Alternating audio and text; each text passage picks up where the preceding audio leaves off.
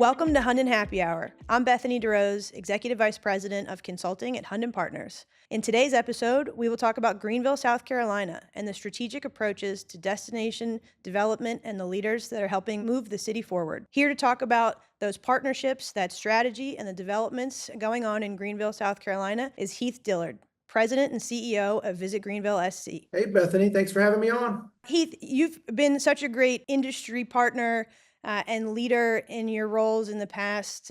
You've been at Visit Greenville SC since 2022. Tell us a little bit about your role now and how you got into that role and the work that you did at maybe CRVA in Charlotte before starting this exciting opportunity in Greenville a few years ago. I've been here just about 3.5 years. Some days that feels like a week ago, and some days it feels like I've had an entire career in Greenville already, and I think that's the nature of this business. I did live in Charlotte for 18 years before making the move back to the upstate. I grew up in the county just to the north here, so I'm from the upstate of South Carolina originally, and so it's good to be back home around friends and family. But before this role, I did work in Charlotte. I'd lived in Charlotte for 18 years. Started my career in minor league baseball. And so I've been on the other end of sort of this placemaking. I moved to Charlotte, was working for the AAA affiliate for the Chicago White Sox. And although we were the Charlotte Knights, we played 12 miles away from Center City, Charlotte, across the state line in South Carolina in a town called Fort Mill. And so I remember the Tuesday, Wednesday games where 700 or 800 people would show up, and the dreams of having a downtown stadium and those kinds of things. And that team ultimately made that happen. The last 10 years that I lived in Charlotte, I worked for the Charlotte Regional Visitors Authority, which is a combined DMO authority model. We managed city-owned assets like the Charlotte Convention Center and the NASCAR Hall of Fame, the Spectrum Center where the Charlotte Hornets play, 2,500-seat performing arts theater that was connected, built in the 50s. And then we had all of the Visit Charlotte activities. So I got to spend 10 years working for that organization, helping lead strategic planning efforts and research for them, as well as be part of some really interesting destination development projects along the way. Some that never came to fruition, which I think is always kind of an interesting aspect of doing this work. A lot of times we talk about our wins, and we don't often talk about the things that we hoped that would happen that never did, or how long it takes to get some of those things to happen. Mm-hmm. And so anyway, a lot of that experience led me to have the opportunity that I have here. And I moved to Greenville 3.5 years ago, in large part, thanks to you and the work that you were already doing in this community. And so I'm sure we'll touch on that a little bit too. And I came here, and it's a community that was, already decades into placemaking. I'm the beneficiary of a lot of really visionary leaders that have come through Greenville over a number of years.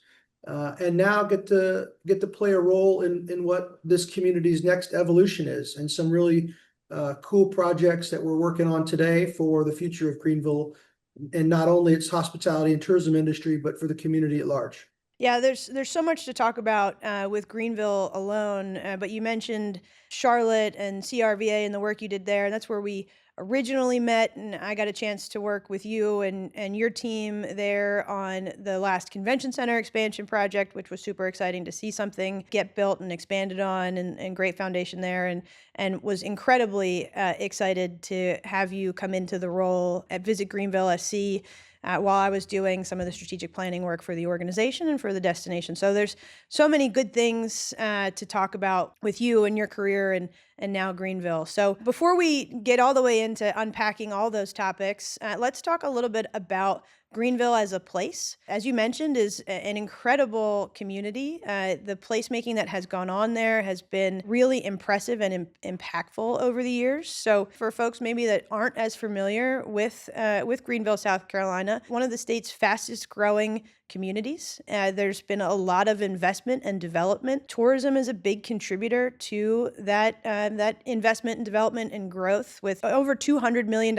in annual tax revenue coming from tourism, $2.5 billion economic impact for Greenville County. So we know that tourism is alive and well in Greenville. Really exciting to see so much happening in Greenville, all of the activity, all the development. When you think about Greenville and what you've experienced in even your time time there, what are some of those key highlights of the community that stand out to you? I mentioned that I grew up in the upstate, and so I grew up in the county just to the north of Greenville, called Spartanburg. And Greenville is really sort of the central hub of the entire upstate. We're situated really about halfway between Charlotte and Atlanta, along I-85 corridor there. And for many, many years, going back into the early to mid 20th century, Greenville was the capital of the world as it relates to textiles. But the community went through, massive economic recession and even some might call it a depression locally as textiles moved overseas, and you saw jobs leave, and you saw industry leave and investment leave, and unemployment spiked, and it was really a community struggling to figure out what its next steps were. Thanks to some really visionary people, Greenville is a resilient place, and it's an innovative place, and it's a place that sort of embodies this reimaginative sort of spirit. And so despite the textile industry leaving, this community really invested in itself. It bet on itself. It shortened, or it narrowed its main street and increased its sidewalks. It planted trees down its main street, all in an era where the storefronts were boarded up because nobody was visiting. They took a perfectly good highway and tore it down to put a pedestrian bridge. And it was really, controversial at the time, but now it's probably our most iconic landmark. They created Falls Park on the Reedy and the Liberty Bridge overlooking the falls that come through our downtown. And what was really interesting about that moment was for probably 2 generations, no one had actually ever seen with their own eyes the waterfall. And now it's hard to imagine a little more than 2 decades later that was the case, but it was true. And so we had community leaders who saw, things beyond what it looked like, boarded up storefronts, overgrown riverbanks, and those kind of things. And so they developed the river, they put a park along the river, and they really invested in themselves from a placemaking standpoint. And then over the last 2 decades, we've just seen ourselves grow as a tourism industry. It's been largely on the back of leisure. And I know we're going to talk about some of the future projects, but this community has really, I probably host 25 to 30 communities from all over the country on an annual basis that bring their tourism organizations, their chambers, their elected leaders, their city or county staff to come to Greenville to try to learn what this community did 2 decades ago and what makes it really special. So we're where we are today, thanks to visionary leaders and thanks to placemaking individuals. And now we get a chance to say, not who we don't want to be, but who do we want to be in the future, and be strategic about making those investments. Yeah, no, you talked a lot about the leadership to get there, and we talk about this all the time with clients and with industry peers of yours. That people ask us all the time, what is the most important thing for these plans, these initiatives, not to sit on shelves, and it really comes down to leadership. I love what I get to do every day. I love the planning aspect, but we don't always get to implement. It's really on the community leaders, elected officials, your counterparts to put that stake in the ground and to continue to lead and see through the now and see into the future and plan for future. And Greenville's done a great job of that. So let's fast forward and go to Greenville today. There's a lot of really exciting things happening in Greenville. There's maybe some new announcements we can talk about. We worked on together in the VisitGreenvilleSC Destination Strategic Planning work, where there was recommendations about new product, recommendations about new strategic initiatives that would continue to build on that foundation that was so strong in Greenville from a leisure perspective, now adding maybe some diversity to the guests and who that guest is and why they're coming to Greenville. So talk a little bit about some of those new things, new initiatives that you've helped move forward with, and maybe some new exciting announcements coming to Greenville. Yeah, I won't bury the lead. I'll just come right out and say one of the things that was being talked about while you were working on the destination strategic plan, and it's been in the making for 10 years almost, is a downtown conference center. We have a relatively large convention center for a community of our size, about 5 miles outside of downtown. There's no development around it, so there's no easily accessible hotel. There are no restaurants. It's certainly not walkable. It's got a huge exhibit hall footprint. It's got a 30,000 square foot ballroom. And, we've been able to make it work for a lot of different groups.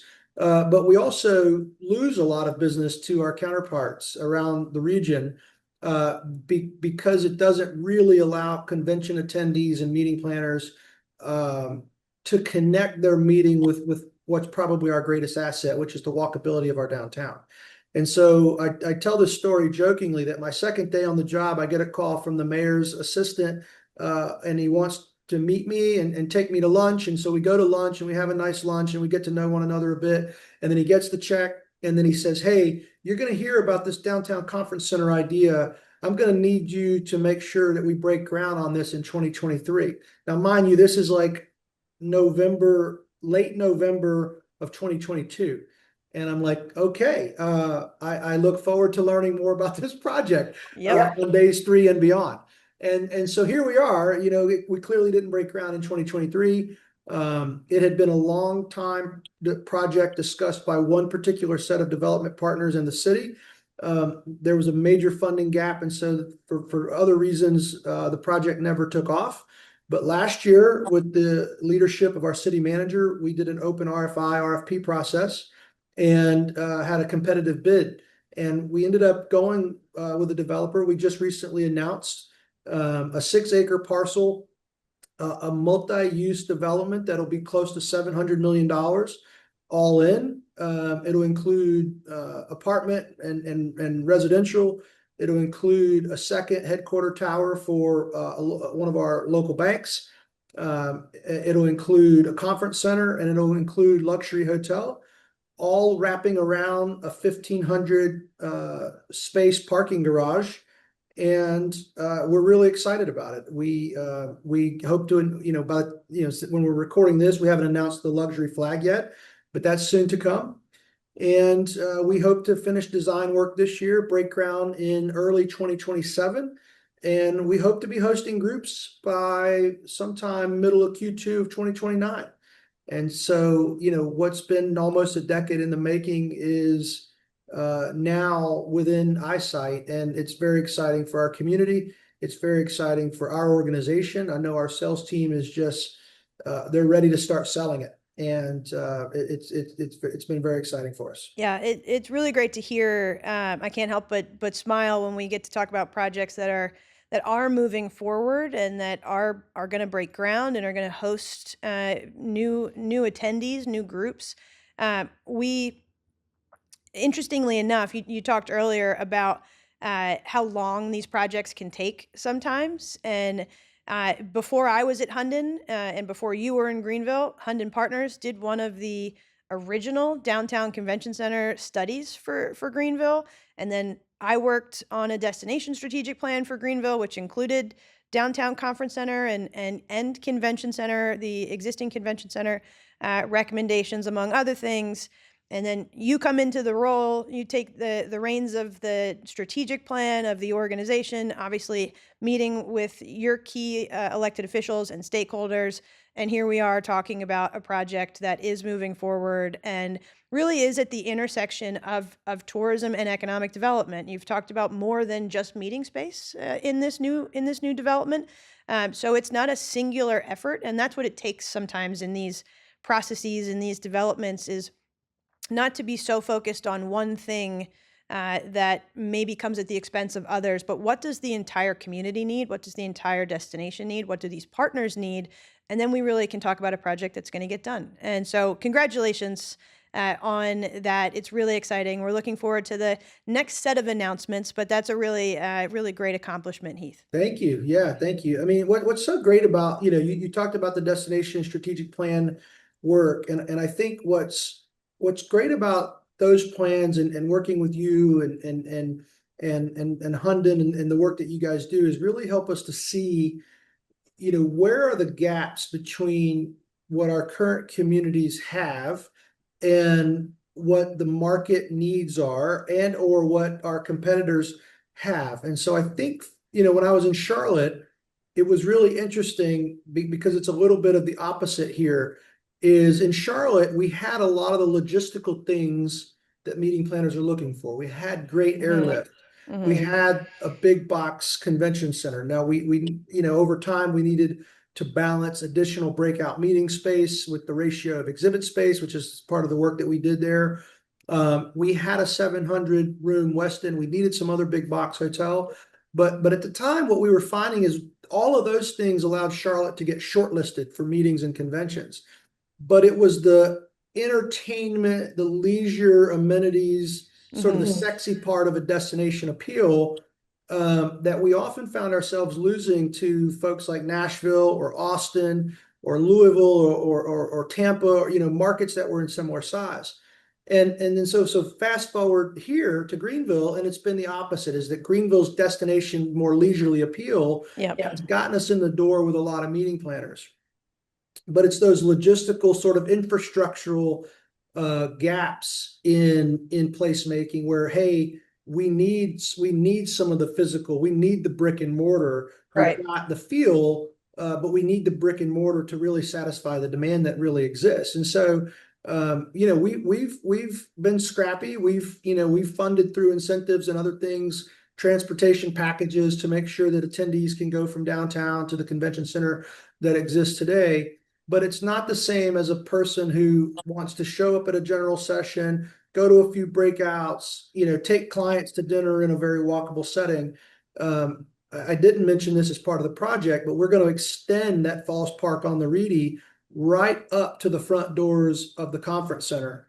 And so, we're long past the days of where meeting planners want sort of four white walls that look the same in every city. They want to feel a sense of where they are. They want to feel a sense of place. And it'll be impossible to come to this conference center and not know that you were in Greenville and not have this really special experience within that conference center and hotel. So again, just really exciting to be able to understand those gaps, understand some of those competitive positioning opportunities, and then to work with community leaders and private developers to say, how can we put a program together where everybody wins? And I think for this project, that's what we've been able to accomplish. Yeah, it's really interesting to hear you talk about what came first in Charlotte and what came first in Greenville, and both things can be done. So it's it's a chicken or the egg, but we need both. And Greenville has always punched above its weight in terms of that leisure visitation because of the placemaking. And now this is really just going to elevate the profile even more of what Greenville can do and who wants to be there and the type of traveler, the type of group now that you'll be able to accommodate. So very exciting times for Greenville for sure. Let's pause this conversation and start a new section that we like to call Sip and Spill. This is our quick fire Q&A. Ready to spill? I'm ready. All right. Favorite happy hour? Yeehaw Brewing is a brewery downtown that has, I don't know, maybe 100-foot television screen outdoors. Favorite sports venue? Ooh, here in Greenville, we have a single A affiliate of the Boston Red Sox called the Greenville Drive. Last year, they just celebrated their 20th year anniversary in their stadium, Fluor Field, and it is a mini Fenway Park replica, complete with the 30-foot green monster. Favorite arts and culture venue? Our Peace Center hosts all of your top Broadway shows. It has about 2,500 seats, is incredibly gorgeous, and overlooks our river on the backside. Favorite coffee shop? Just down the street from my office is a little place called Spill the Beans. I have an embarrassing amount of meetings in that facility. Favorite outdoor spot? Unity Park came online just before I arrived in Greenville. It's a almost a 50-year promise fulfilled to the Black community in Greenville, going back to days of segregation. And so it's a gorgeous park. It's a promise fulfilled long after that promise was made, and a really beautiful award-winning park just outside, just off of our downtown. Next up, your favorite dinner reservation? This one's tough for me. I would say I probably take more clients to Sobeys than any other singular spot. The food is incredible, but Sobeys' story is probably what is most attractive for me. Carl Sobocinski is the owner of Table 301 Hospitality Group. He opened Sobeys in the mid to late 90s, when Greenville was still, mostly boarded up on Main Street, way before the Liberty Bridge and Falls Park on the Reedy. And so way before we were a destination, Sobeys opened as sort of a bet on ourselves. And it's gorgeous brick, sort of former textile mill location. And so not only do you get a great meal, but you get to tell Greenville's story of revitalization. And our clients leave there not only satisfied, but having a really good sense of what makes Greenville so special. That is a fantastic answer. And as all of your answers always are, if anyone takes anything away from this podcast episode, I hope that they learn that Heath is not only an incredible leader in Greenville, is a wealth of knowledge, and comes with all the good answers and all the good facts. And anytime you go back, you got to now stop at Sobeys. Make sure you get a biscuit. We're going to get coffee and waffle cones. So I'm excited to get back to Greenville, hopefully soon. And that's our sip and spill segment. So now that you know Greenville and Heath a little bit better, let's dive back into the conversation. Heath, you talked about sports a bunch, and I know you're a sports guy, and some of your answers just there in our sip and spill were tied to your sports experience and things you've gotten to see and enjoy in Greenville. A lot of what we've talked about in our planning process, a lot of what you've worked on, that tied to Greenville's before and after do have to do with sports and sports facilities, the ability to host tournament play, and to have those anchor assets. So what are the ways that sports has driven development projects in Greenville? I get a chance to talk to college students who are in sports management programs or other programs, and I often talk about sports having three primary positive impacts. There's the direct financial and economic impact of having having hosted these games and these events, and then there's the real estate development impact when you have a strategically located, strategically built sports asset, and then there's this quality of life sort of sense of place, pride, and reputation for local residents when they have this. And so I mentioned Fluor Field and the Greenville Drive. It was built in what's called the west end of Greenville 20 plus years ago now at this point, an area that had long sort of been abandoned a bit. And so, Greenville did not have a minor league team at the time. They brought one back. It's had the same affiliation with the Red Sox for 20 plus years. The community loves it. It's so cool to see kids running around with their Greenville Drive jerseys on and those kind of things.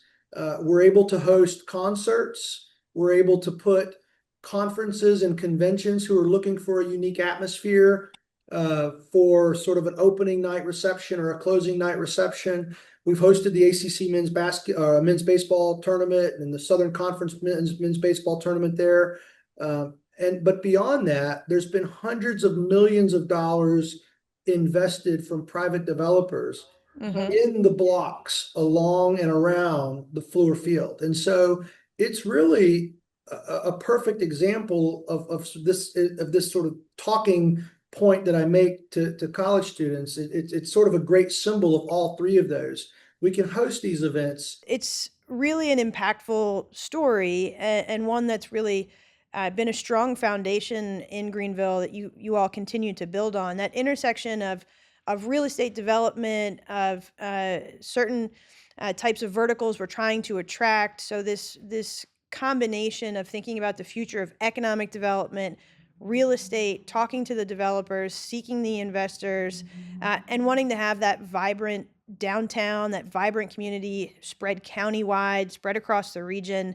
Um, when you talk about that intersection of destination development, economic development, real estate development, how do you tell that story in a way that your stakeholders understand it, the community understands it, you get college students to understand it? I mean, it's not, we do this all the time, and it's a story we're constantly working on trying to make sure people can understand. And I think it's something our industry struggles with at times. So, how do you tell that story in a way that really lands and has an impact? For those that will listen to this who are in the destination marketing or destination organization space, I think we have to realize that our superpower is storytelling, and that we have to leverage that superpower not just to try and convince other people in other markets to come visit our community, but we really have to leverage that superpower to tell those stories like that you just mentioned to a very diverse set of stakeholders in our own community. And I'm really proud of an exercise. Our leadership, we just finished a leadership retreat of our own team about a month ago, as we get ready to update sort of a 3-year strategic plan and plan for business plan and budgeting for our upcoming fiscal year. And one of the sessions over this leadership retreat was really a thoughtful approach of our stakeholders. And we named them. And we started with the most internal stakeholder, which is our employees. Then we went to our board.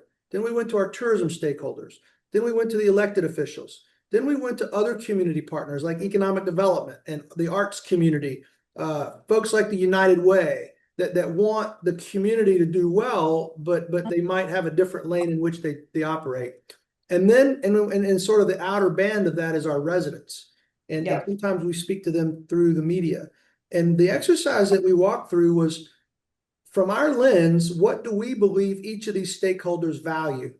What is it that they want out of tourism? How do they benefit from the work that we do? Then we ask ourselves, what do they misunderstand? Or what gaps in knowledge or information do they need? And therefore, what is it that we need to prove? And then it's just simply putting together a comprehensive communication plan to achieve that goal. If our board, it values that we're a well-run organization, effective at sales and marketing, good stewards of public tax dollars, then what information do we need, and what is the communication means and modes to get that to them? If our economic development partners want to see, hundreds of millions of dollars of private capital flowing into this community because it's going to create high-paying jobs, okay, well, how do we connect the work that we do to that? And we talked a little bit earlier about the conference center. And certainly that conference center is going to create groups and conventions and hotel room stays and economic impact.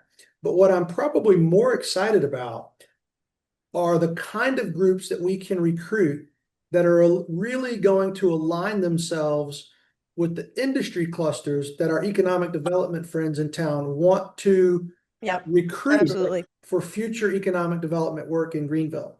And so I've asked them, I'm like, if you can help me understand your target sectors, we can be the tip of the spear. What we know empirically and just in our own sense of working with clients is if we can just get them to Greenville, this community sells itself. And the conference center, it will be an ally for economic development easily. And so it'll be our responsibility to go get the kind of groups that our economic development partners want to host and want to try to recruit in the future. And so I think it's just important to understand that not everybody wants the same thing. They don't value the same thing. And you've got to have a very prescriptive communication plan to a diverse set of stakeholders.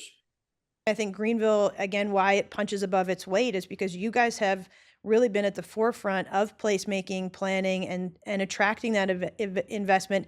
And it feels organic, in Greenville because you guys have done such a nice job with it, but it really is that combination of those partners being at the same table and thinking about the future. And so, what do you think about that? Do you think that that makes sense? In the same sort of in the same vein a little bit is this our industry has coined the halo effect, and so it's not our term. But when I came here, I remember when I first came here, somebody said, "Hey, you're going to hear from people that say we keep causing people to move here, and I just want you to know we don't do that. We invite people to visit. We're not responsible for them moving." And this is before I had formally taken the job and all that. And I said, well, with all due respect, if you're inviting people to move here or visit here, and they come and they have a positive experience, those things go hand in hand.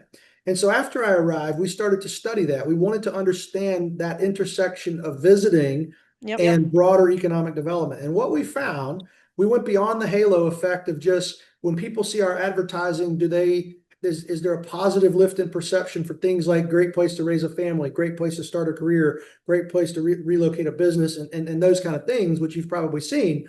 We said, okay, when we're successful at converting them to a visitor, how do those things change? And what we found was that there's almost a 700% increase when you take somebody who's unaware of Greenville, expose them to our advertising, convert them to a visitor, and then as they leave this community. And so the reason that we started to study it empirically was because every single week, anecdotally, I was having somebody tell me, I came here, I met my sister for a girls' weekend, and I called my husband and just said, we're moving. And, these are people in Sacramento or some other city way, way away. And I'm like, okay, I hear this enough anecdotally. We need to study it. We need to understand it.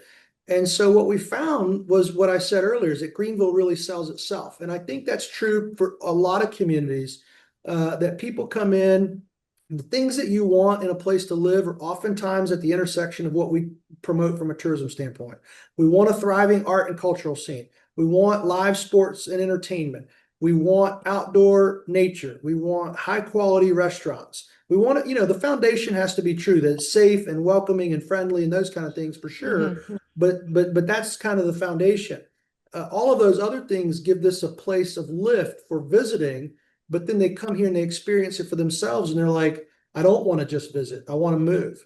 And I think some of the best stakeholder conversations I've had are with people outside of the tourism industry in our own local community who might not have ever seen themselves as advocates for tourism. You're beyond being in the tourism business, you're in the attraction business. And the definition of the word attraction, to depending on who your stakeholder is and who your partner is and how that conversation is going, it might be a visitor, it might be talent, it might be a family, it might be somebody considering relocating. And so as we broaden, as destination leaders, as we broaden our sort of definition of what kind of role we play, it really does shape the talent attraction landscape. It shapes economic development.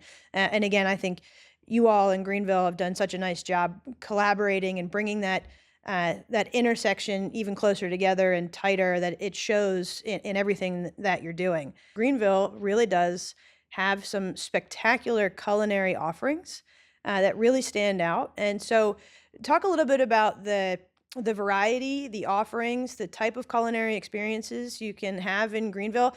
Everybody has food, but not everybody can create a visit based on the quality of the culinary offerings. And Greenville really does have so much to talk about. I think it's one of the things that I'm still 3.5 years in really blown away by when I think about the leaders that came, before me.